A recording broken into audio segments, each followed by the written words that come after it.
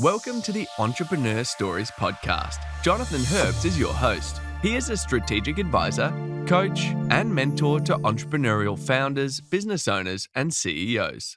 In this podcast, he chats with entrepreneurs, founders, and CEOs of scaling companies. It centers around their entrepreneurial journey so far and their aspirations for their companies. Hi there, it's Jonathan Herps again. Welcome back to my podcast, Entrepreneur Stories of Scaling Up. This episode is episode number 110.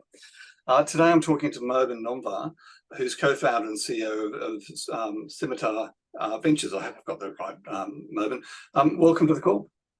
Thank you very much. Thanks, Jonathan, for having me here. That's my pleasure. And a great background, a real working workshop. Yeah, it's a workshop where we create new products and test new products, benchmark them, and a little magic happens here. It happened here in the past 7 years, and I guess we've been building on this capability, which is very quite unique capability in Australian context, to be able to develop new products for energy, materials, and circular economy industries, and also help to commercialize them and put them in the market. Yeah. Okay, so why don't we start? Can you just give me a short story on your idea of your entrepreneurial journey? And I get that you're building products, but what, like what? Yeah, absolutely. I'm a chemical engineer, so I done my bachelor's in chemical engineering in 2005. And one of the things that chemical engineers do almost all the time is to develop new chemical products, being food products or otherwise. And then I guess I've done that. Then I started a master's degree in energy systems engineering, which is a rare qualification where we look at energy as a system at the national and international level, and all the energy carriers like oil, gas, coal, electricity, all different types, and we start to see how they interplay with each other, how they enable economic growth, and how they enable prosperity inside the economy. But in doing so, look at all the energy security, affordability, and the environmental footprint. So I've done that for 2 years. Then I started to work for the Department of Climate Change, and I was in charge of the second national report on climate change, specifically in charge of the energy side of the climate change. So that was, my job was to really inform policymakers around how they can achieve a low emission energy system. At the same time, I was in oil and gas developing low emission projects where we could walk into, oil and gas, petrochemical plants, etc., to do carbon auditing, identify opportunities for low emission technologies, and then bring mature technologies there to really cut the emissions substantially, but also look at the finance side, how you can finance that, how you can roll it out. That sort of work that I was doing, which gave me a real insight into the complexities and what's happening on the ground in real industry when you go out and start to make changes, including the attitude and insights that the mindset that typically people over there have. So then I switched gears. So I was, I've done all of these things, and then I wanted to go and experience science in its more pure form, and I started to become a researcher at Sydney University, and then later on a PhD student. And I got my PhD in material science in the School of Chemical Engineering at University of Sydney. So I was there very excited about the work that I was doing. I was working on what is called as solar fuels, where you capture carbon dioxide directly from air with sunlight and humidity from air, and you directly convert that to solid fuels, which is pretty cool. It was a very blue sky project, I have to say. And then while I was doing that, I got involved into another industry project for a scale up of a hydrogen technology, which was very radical at that time. But then I always had the vision to become an entrepreneur. So I made my first money when I was 11 years old fixing bicycles, because I was also a professional bicycle rider and a country champion at that time. So I was doing that. I really loved that, and even started a couple of smaller ventures. But I couldn't get my head around how I can make a scalable business with the skills that I uniquely developed over the years and decades. Which became, a combination of creativity with a very strong scientific understanding, and combined with practicality and limitations that you typically have in engineering field about how you can take and build something that actually works in real life. Which became my passion. But when I was doing my postdoc research time in City University, we do once a year annual review of performance. And I had my review, and my supervisor asked me, what do you want to focus on in your career, your research career? And I answered, I really like to learn about capital raising commercialization. And the response I received was a truthful but shocking response. It was, well, university is not built for that. Well, after hearing that, I thought about it for 15 seconds and handed over my resignation and jumped out and said, either I'll find a way or I build a way, as the old saying goes. So I started Scimita Ventures with my co-founder, Professor Ali Abbas, who's also an associate director of research at Sydney University, but also Australia's first circular economy engineer. We started this together because we had a vision that we could do a lot more with the intellectual assets that we've got in Australia, and everything is being, blocked by not understanding how to commercialize science-based technologies and how to build this stuff. So how long ago was that? 7 years ago. 7 years. Okay. Yes. But who are describe some of your customers to me? Our customers. We've got 4 customer segments. Yep. We do a lot of work with universities to help them with research commercialization. The recent example is the work that we have been honored to do with Trailblazer, which is a federal initiative, $280 million. And we are there to build competency across the 18 projects that are happening there to ensure that they achieve the commercial outcome that they are set up to achieve. But we do a lot of work with universities and researchers inside universities. A different market sector for us is startups. We do a lot of work with startups as the innovation partner. So we are officially innovation partner to these customer segments. And then we also do fair bit of work with corporates in the context of innovation procurement. So we enable them to become a lot more innovative and a lot more agile when it comes to innovation and predicting what the future will hold for them and be prepared for that. And the 4th group that we work with is industry associations and investment groups, where we help them with the identification of the credible investment opportunities through a unique framework that we have developed over the years, which is called Falcon, that synchronizes commercial readiness level with technology readiness level to identify right opportunities at the right stage for investment. So tell me, lots of academic study in there. If you had to start from scratch, are there aspects of your personal or leadership development that you prioritize more? I think I would. I think that's a very. I was thinking about this question. It's a very tough question. It's almost like you're growing up, and as you're growing up, you're thinking about what's the next step for me to grow, and it can take many different directions. I think for me, it would be learning how to inspire, but at the same time, holding people accountable. I think that's the most difficult balance to hit. At some stages, we have 30 people working for my company. And it's difficult, especially for people who are more senior than you. Because, at that time, I was 36 and I had employees who were 55, for example. So 20 years more experience than me. So I had to not only inspire them, which is the easy part, in my view, but how at the same time, holding them accountable, which is the difficult part, how far you help them and support them in the role till that, I guess, the damage of not performing correctly can rolls out, within the rest of your team. It's a very hard balance to hit for me. Yep. So I would focus on that, although I don't know how I would focus on that. So yeah, and look, it is a hard question because what we're trying to do is make it easy for those that follow. But it's a, I think it's an interesting concept, the concept between accountability and responsibility. So responsibility for getting a job done versus accountability, which is holding someone accountable to get it done to a quality and on time. Yeah. And a lot of that comes into, as you would understand, scoping out scientific experiments. A lot of it comes down to scoping things out, correctly, and it's a pre-work in many ways. Yeah, great. Makes things easier on the way through. So tell me, your personal life, how do you balance that with running a business with large number of people? You should ask that to my wife. She'll have a very different response to me. Yeah. Yeah, I've got a wife and I've got a 6.5-year-old daughter. So, and my daughter is almost at the same age of my company. So, so I can imagine what was it like, when having a very young member of the family and start to build a company as well.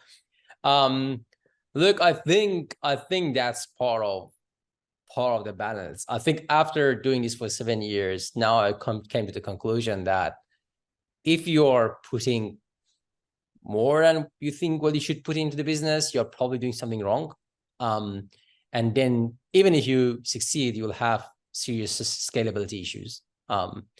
So I think, I was times that I would do 12 hours a day in, day out, almost never switching off.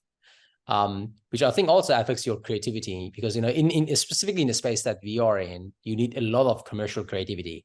Our business is innovative. We are doing innovative projects for our clients. So everything is unknown, and kind of never traveled paths before, especially in Australia. We are the only company in Australia who offers what we offer as the ultimate innovation partner, taking care of the commercial side of the products, and anything from market fit, business strategy, market analysis, pricing strategy, all those parameters, and hence the commercial readiness framework.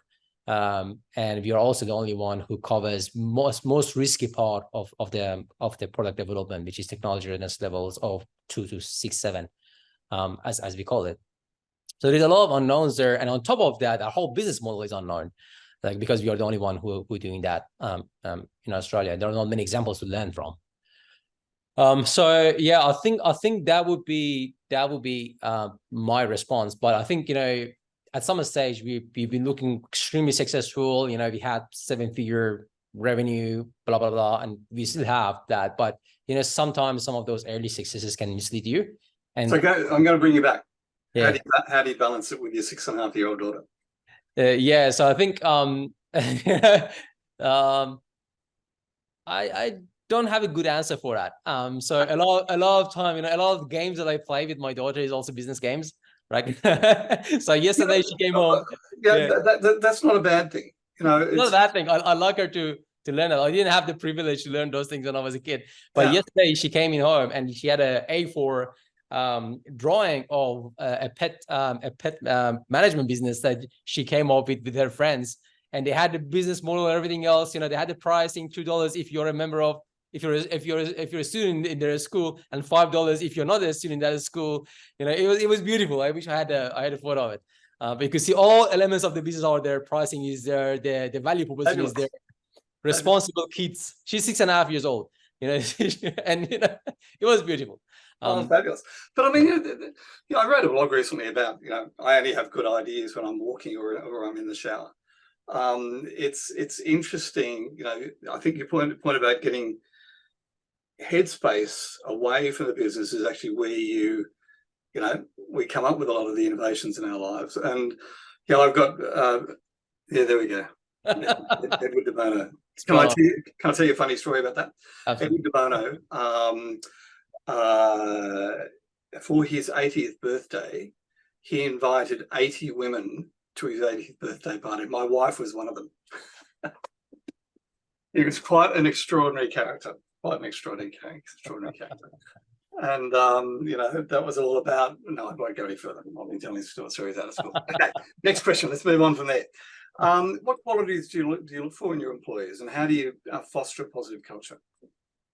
Yeah, I think culture is a very important thing. Is absolutely critical. I remember that 6 years ago when I employed my first full-time employee, that was the first thing I brought up, saying these are my red lines. I never cross them. I make my hardest decisions on the basis of these values that I hold very closely to my heart. And you need to set it up, I think, pretty as soon as you realize that's important in your business, especially if you want to build a scalable business. And I think culture is a matter of living the values through your everyday decisions. You make a lot of hiring decisions, a lot of firing decisions, in terms of even one client you bring on board. Sometimes opportunity gets presented to you that don't match with your values. And when even you say no to those opportunities that are sizable, then also that talks to your values as an individual. But I think overall, I don't think there is any business opportunity that can justify myself or my team to, I guess, not to fulfill those values and have those integrities, especially in the business that we are in, which is, there's a lot of intellectual property conversation, confidential information that's being exchanged. Our customers and clients needs to 100% trust us.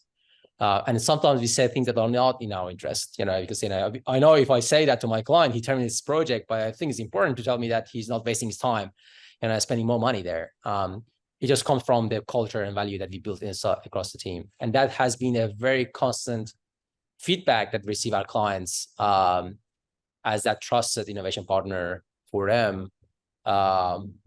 They come and they pick up the phone, and some of them are some of the most highly profiled people in Australia. And when they ask a question, I have to give them my honest answer or how I would resource that project, or would I spend my money in there or not.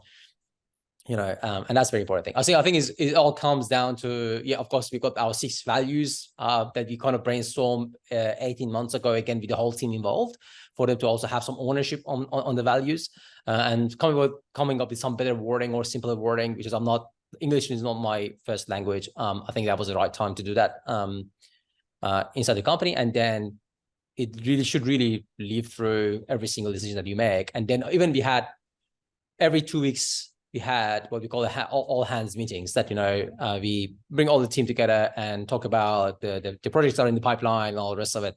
And there we used to bring and celebrate who kind of uphold one of those values in the past 2 weeks, and, celebrate that together with the rest of the team to kind of reinforce the importance of those for us. It's all good, I think, and as critical, but when business is at risk, or business is under stress for whatever reason, COVID happens or whatever happens, I think that will be the true test of the culture of a company. And I'm lucky to say that we almost had no one who left the company because of the value mismatch or anything like that. That's good. Unusual. It's good. Yeah, we are I think both myself and my co-founder, Ali, we are really, I guess, it's on the top of our priority. Which is, of course, the key. So, Tony, what do you think has been your biggest learning since you've become a business owner? The biggest learning, it's almost like I think in my view, when you start having a business, it's almost like an onion that you have got multiple layers that you have to peel off to kind of grow. Otherwise, you never grow. It's kind of like that. But I think my biggest recent learning was the importance of personal relationships, and that, in the past 7 years, I think if people don't think they can work with you, it doesn't matter how good your offering is, and vice versa. So I think for us, it's a lot more important that we think we can have a future with the client that we're working with, and hence the name of the word partner that we use a lot. They pay us to do the work, but it's a real partnership because they are the custodian of the innovation to be in the market at the end of the day. We can help them and hold their hand all the way through, but at the end of the day, if they don't want to do that, or they do something that is a bit, shadier, it's got a reflection on our reputation. Yep. And vice versa. So it's very important to highlight that. Yeah. Okay, thank you. Going forward, what do you see as your main challenges in the business? I think scaling is not easy, and is pretty difficult, specifically if you don't have, like, our company is not we don't have an external investor in our company. So, and we really build a company based on doing excellent business and delivering value to our clients, such that they come back to us and again and again and again. So that's how we really built the company. Like, millions of dollars of equipment is in here. They're all paid by myself and my co-founder through our balance sheet, literally. So I think specifically in that context that you're building a business organically, it's very difficult to resource for the projects that you have to run inside your company to enable the company to grow and secure your future revenue. And that's that's the biggest challenge. We have been thinking about for 18 months now to put a very strong advisory board together, but we don't have the resources to pay them, for example, to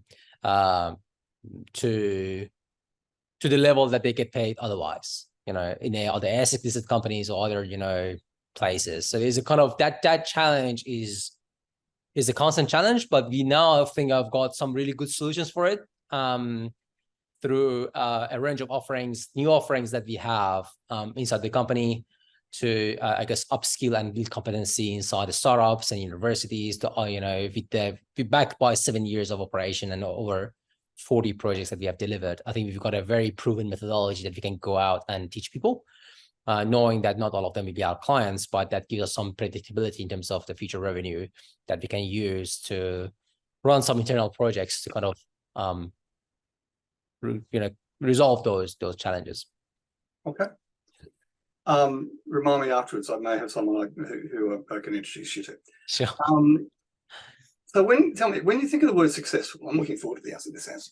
When you think about the word successful, which leader or entrepreneur resonates with you? I think it's interesting. I think Bill Gates, I think it resonates with me for a number of reasons. Even if I want to kind of compare, with Steve Jobs, I prefer Bill Gates as an example. And the reason for that, I think, is important, which is I think he managed to build a company that was not only successful, maybe a bit aggressive at times, but it was stable. Its growth was stable. Even if you look at the share price at the moment, it's a very stable going up. It's not like Apple's share price that goes like this. So I think that's one of the people that comes to my mind. And there are also a few other more science-based kind of entrepreneurs that come to my mind. But there are so many of them. I think what with all the controversies around Tesla or in SpaceX and everything else, I think I forgot his name. What was his name? Elon Musk. Yep. Yeah, Elon Musk is an inspiring model, and I think the reason that I always say he's inspiring model is he goes against. A lot of times, if you've got too many skills, people don't believe you. Because over the past few decades, we built a portfolio or mindset that specialists are the best. But I think we need a lot more generalists. I used to be a specialist, but now becoming a bit more generalist now. But it's very difficult for others to get their head around you. Who are you? And the who are you question comes up a lot in that context. But I think that's very, very important. So that's another figure that comes to my mind. Okay, thank you. So you ran off a bit earlier because the next question is about books, podcasts that you'd recommend. Yeah. What did you bring back with you? Yeah, sure. So there are a few of them. I think from the podcast perspective, there is a new series of podcasts I'm listening to. It's called Cleaning Up. That is by a very reputable. That was by founder of Bloomberg Finance. So he's a very smart guy. I really like his podcast. It's very informative, and he really knows his stuff. Which I think he inspires me to kind of do podcasts like that. And I think there's another podcast, that I really like to watch too. But from the books perspective, this is one of the books that I think was very important for me to discover around 8 years ago. So I used to tap into a lot of lateral thinking to solving problems, but I didn't know he's got a name. But after discovering that, I could get my head around it, but also I could encourage this exercise in my team. So we had a specific, workshops to build or strengthen their lateral thinking muscles. Here's another book that I think really like, Silicon Valley Boys or Silicon Boys.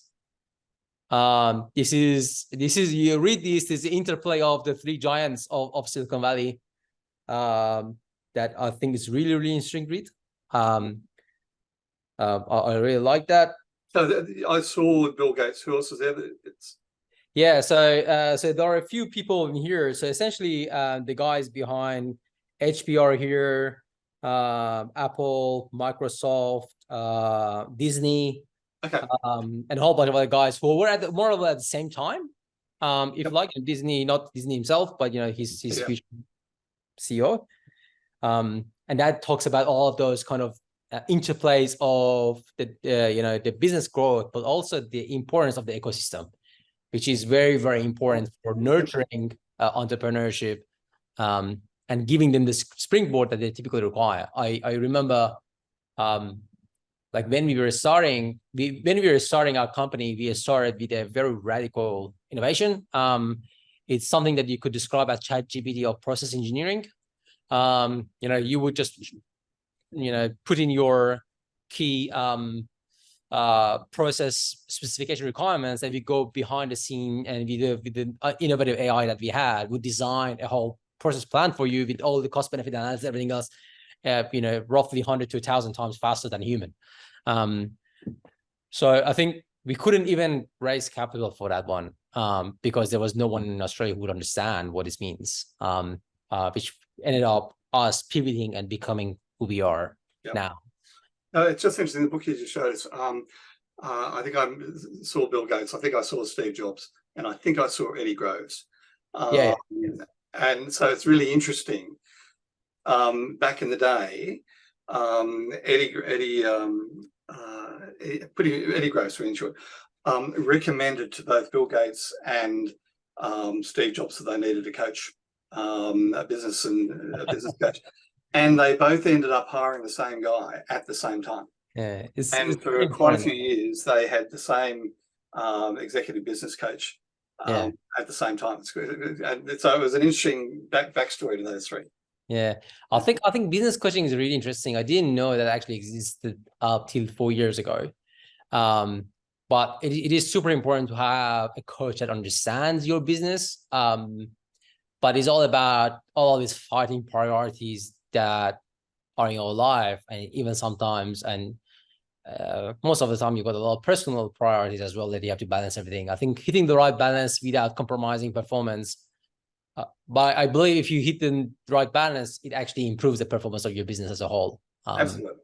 I have to agree with you. But it's interesting, you make the comment about understanding your business. Yeah, as a founder, CEO, coach, yes, I need to understand your business, but you sure as hell don't want to be hiring an expert in what you do. No, exactly. To be your business coach. You're looking for someone, dare I say, like me, who is going to bring the best tools and frameworks and experience, and having made just about every mistake in the book, to help you. And I think the second point you made is really important. I coach you, the founder, CEO personally. I coach you, the leader. And I also coach you as your business, because all of them are intertwinable. It comes back to that question I asked you about how do you balance your personal life. I'm not suggesting there's any such thing as work-life balance for an entrepreneur, because there isn't. 5 a.m. this morning, I got out, and I'm not an early riser. I got out of bed at 5 a.m. in the morning because I was worried about one of my clients, and I came in here and essentially build a tool for him. And that's what the life of an entrepreneur is. So it's how you balance. And I think having a daughter, it really helps. Nice. And I'd say over a son. I've got one of each. But the daughter, who was it? Matthew McConaughey, the actor. A great book to read is his book Green Lights. His autobiography. And he talks at the end about having a daughter, and he describes it as being on a perpetual honeymoon. Yeah, correct.